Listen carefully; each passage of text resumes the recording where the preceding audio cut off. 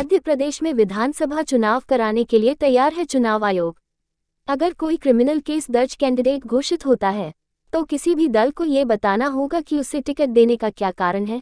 Candidate को भी अपने क्रिमिनल केस के बारे में 3 बार न्यूज़पेपर या इलेक्ट्रॉनिक मीडिया में पब्लिश कराना होगा। मध्य प्रदेश में कुल 5.52 करोड़ मतदाता हैं। पहली बार वोट करने वाले मतदाता 18.86 लाख हैं। 100 वर्ष से अधिक की आयु वाले 6180 मतदाता हैं। हमने पूरी निर्वाचन प्रक्रिया को समावेशी बनाने का प्रयास किया है। मुख्य निर्वाचन आयुक्त Rajiv Kumar. One nation one election पर चुनाव आयोग का बड़ा बयान। संविधान और आरपी एक्ट के तहत जो प्रावधान है, हम उसके तहत चुनाव कराने के लिए हमेशा तैयार रहते हैं। हमारी प्राथमिकता है जहां 6 महीने बचे हैं वहां निष्पक्ष चुनाव संपन्न कराएं। भोपाल। मुख्य चुनाव आयुक्त का बयान। पहली बार घर से वोटिंग की सुविधा। गणतंत्र के नायकों को 12D की सुविधा दी जाएगी। घर से वोटिंग के दौरान पारदर्शिता बनाए रखने के लिए वीडियोग्राफी भी कराई जाएगी। कैंडिडेट होंगे वो उनको पेपर में पब्लिश करवाना पड़ेगा। तो इसमें मैं ये पूछना चाहती हूँ कि पेपर में पब्लिश तो वो वैसे भी मैनेज करके करवा सकते हैं, क्या अलग से वेरिफिकेशन के लिए कोई प्रावधान आपने किया है इलेक्शन कमीशन ने? एक दूसरा, अभी फ्री बीज में योजनाएं बहुत चल रही हैं और पार्टियां लगातार कंपटीशन में घोषणाएं कर रही हैं, तो ये घोषणाएं आचार संहिता के दौरान ना दोहराई जाए, इसका कोई प्रावधान क्या इलेक्शन कमीशन करेगा? सर मैं तो जब फ्रीबीज की बात हो रही पर्टिकुलर एक कैंडिडेट के ऊपर, तो राजनीतिक दलों का जो घोषणा पत्र और वचन पत्र और संकल्प पत्र जब करते हैं तो वो बड़ी फहरिस्त होती है, बड़ी लंबी फहरिस्त होती है, और वो वचन पूरे 5 साल में पूरे नहीं होते। लगातार ये सुप्रीम कोर्ट ने भी कहा है कि रेवड़ी क्यों बांट रहे हैं, और रेवड़ी अगर बांट रहे हैं तो इसका कोई इसका तरीका होना चाहिए, कोई उसका रूल्स होना चाहिए कि किसके तहत आप, तो इसकी मॉनिटरिंग क्या निर्वाचन आयोग कभी करेगा? सुप्रीम कोर्ट जब कह रही है तो उसके आदेश पे कोई कार्रवाई होगी कि अगर आप फ्रीबीज, यानी ये तो एक तरह के वही है, प्लीज आस्क योर क्वेश्चन। पत्र में जब चीजें जारी हैं, आपने बड़ी लंबी फहरिस्त है, तो उसका इम्प्लीमेंटेशन हुआ नहीं हुआ, क्यों वंचित रखा आपने? ठीक मैम, इलेक्शन के बारे में आयोग का स्थापना आर्टिकल 324 में आप सब जानते हुए भी, और हमारा कार्य चुनाव डिलीवर करना है समय से पहले। तो वो समय निर्धारित किया है, वो समय संविधान में और आरपी एक्ट में प्रोवाइडेड है। तो आर्टिकल 83(2) कहता है कि 5 years would be the term of the parliament, 5 years being counted from the first date of the sitting of the house.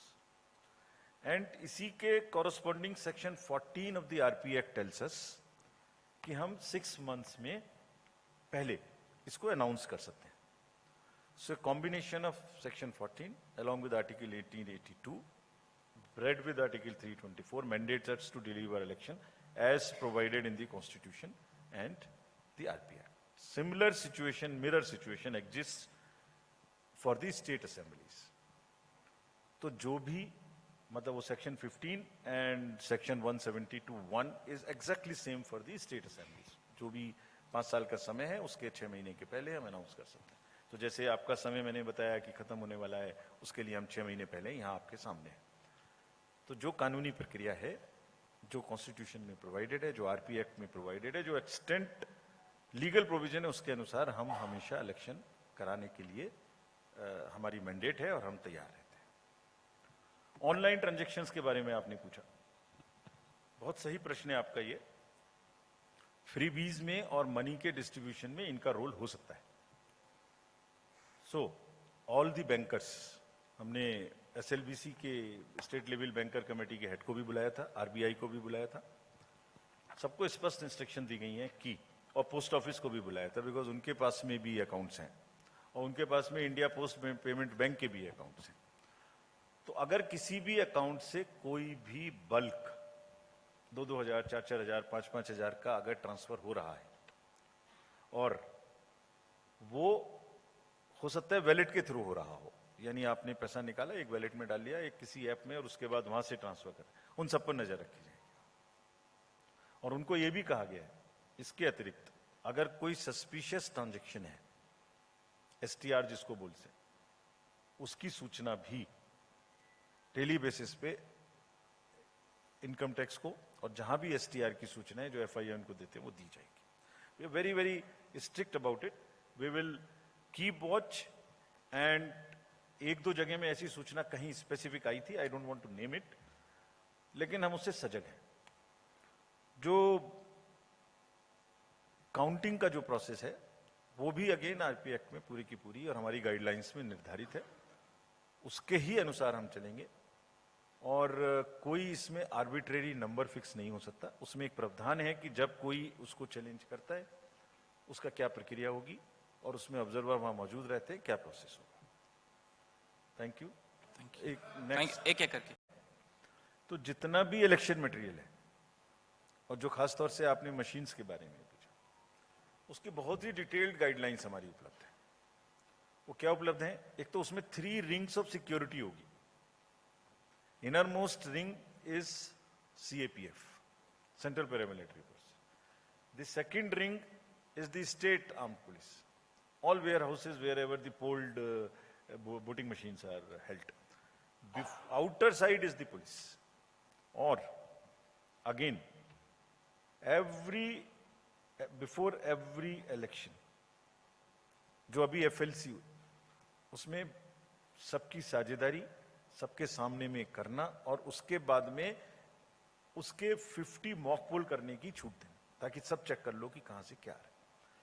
Then also for एक ऑडिट के बारे में ये बात भी पार्टीज ने उठाई थी, मैंने शुरू में भी जिक्र किया था। तो ये जो प्रोसेस है ये लीगल प्रोविजन से गवर्न होता है। So let me tell you उसकी लीगल प्रोविजंस क्या है। एक कैंडिडेट जो है वो कब कैंडिडेट बनता है ये आरपी एक्ट की सेक्शन 30 से 39 में निर्धारित है। तो क्या कब बनता है वो? The scheme actually lays down and provides he becomes a candidate when the announcement is made and when the nomination process starts. Section ये तो हुआ सेक्शन 30 से 39 के बारे में, और उसका खर्चा किस हिसाब से रखा जाना है ये भी एक्ट की सेक्शन 77 में प्रोवाइडेड है। सो व्हाट डज इट से?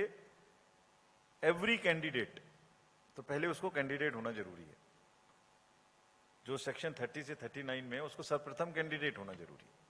और दूसरे, he will keep all the expenditure details from the date which he has been nominated and till the date of the counting.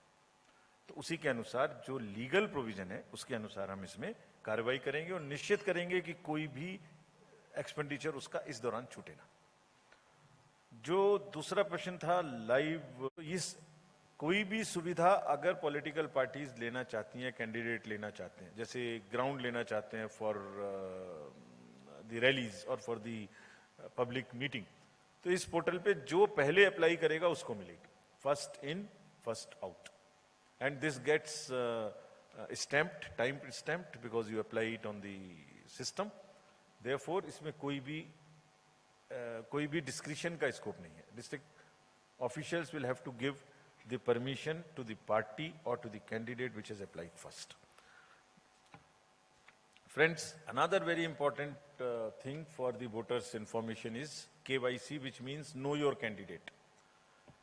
तो कोई भी कैंडिडेट का अगर क्रिमिनल बैकग्राउंड है तो वो इसमें शामिल रहेगा।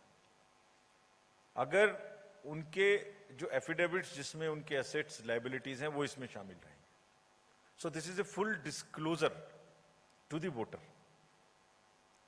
यानी जो अगर किसी का आपराधिक बैकग्राउंड है तो उस कैंडिडेट को 3 बार प्रोमिनेंट न्यूज़पेपर्स में एडवर्टाइजमेंट देना पड़ेगा, इलेक्ट्रॉनिक एंड प्रिंट मीडिया में, कि मेरे ऊपर में ये चार्जेस है, because voter has a right to know if the background of the candidate. और इतना ही नहीं, पॉलिटिकल पार्टी को भी ये पब्लिश करना पड़ेगा कि उनको क्रिमिनल कैंडिडेट ही क्यों चुनना पड़ा। उन्हें बताना पड़ेगा कि क्या उस कॉन्स्टिट्यूएंसी में दूसरे कोई नहीं मिले, क्या कारण था। That also has to be published in the newspapers.